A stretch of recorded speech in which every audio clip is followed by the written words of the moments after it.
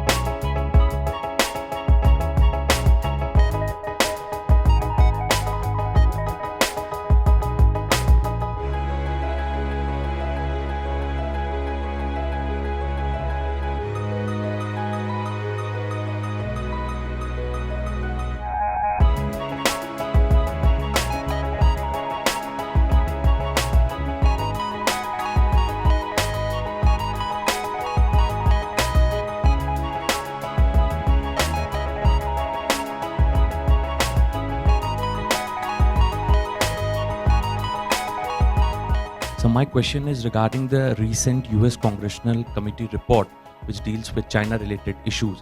And the report recommends strengthening NATO plus by including India. I want to know your position.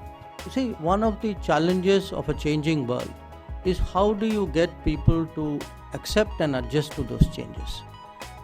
Even today, not just with this committee, I see this, in analysis of various kinds and writings of people. A lot of Americans still have that NATO treaty construct in their heads. So any situation they deal with, they use that like a, it seems almost like that's the only sort of template with which, or only viewpoint with which they look at the world.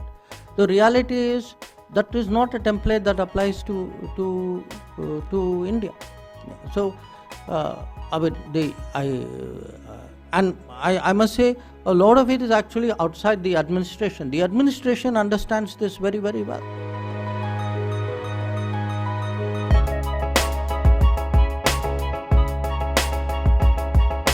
We have a situation where actually in many areas the administration has been very forthright, very understanding, very cooperative. And sometimes people mean well. I mean, in this case, I think they mean well. They really want to signal saying, let's do more with India. It's just they use a terminology because that is what is in their habit. So I would not go so much by the terminology. I would only appreciate the fact that a congressional panel has the sentiment to want to do more with India. I think that's a very good thing.